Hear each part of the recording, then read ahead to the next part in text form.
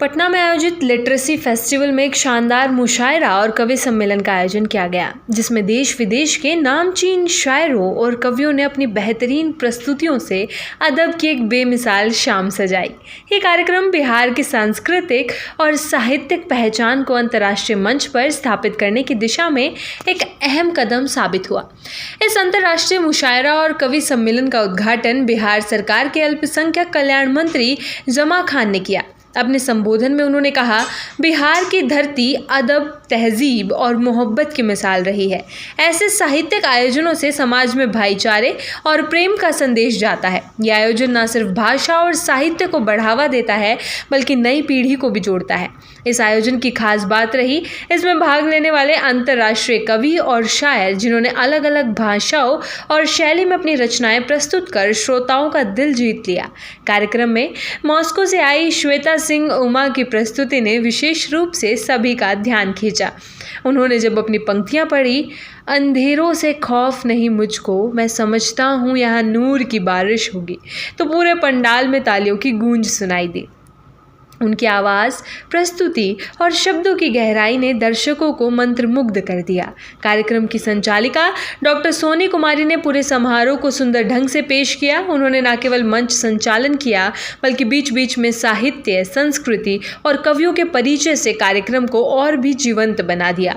मुशायरे और कवि सम्मेलन में IPS अधिकारी आलोक राज, पटना लिटरेसी फेस्टिवल के संस्थापक और सचिव खुर्शीद अहमद, अध्यक्ष डॉक्टर सत्यजीत सिंह, अब्दुल रहमान, अरसफ अली, सैयद तबरेज राणा और फौजिया राणा जैसे गणमान्य अतिथियों ने भी अपने विचार व्यक्त किए।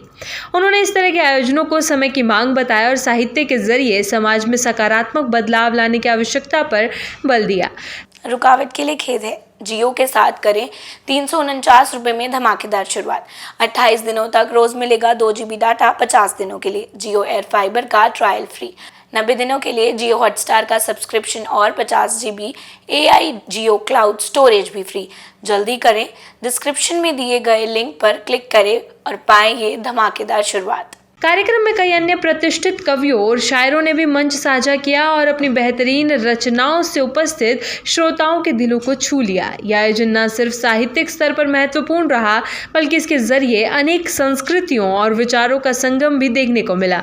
इस आयोजन ने साबित किया कि पटना केवल शिक्षा और राजनीति का केंद्र ही नहीं, बल्कि साहित्य और संस्कृति का भी एक मजबूत स्तंभ है। कार्यक्रम में बड़ी संख्या में छात्र, साहित्य प्रेमी, बुद्धिजीवी और आम नागरिक शामिल हुए। सभी ने एक सुर में कहा कि ऐसे कार्यक्रम बार बार होने चाहिए ताकि साहित्य की रोशनी समाज के हर कोने तक पहुंच सके। पटना लिटरेसी फेस्टिवल के इस मुशायरा और कवि सम्मेलन ने न केवल लोगों को एक अद्भुत साहित्यिक अनुभव दिया, बल्कि ये भी साबित किया कि अदब की ताकत दिलों को जोड़ने की होती है, चाहे वो किसी भी जुबान में हो।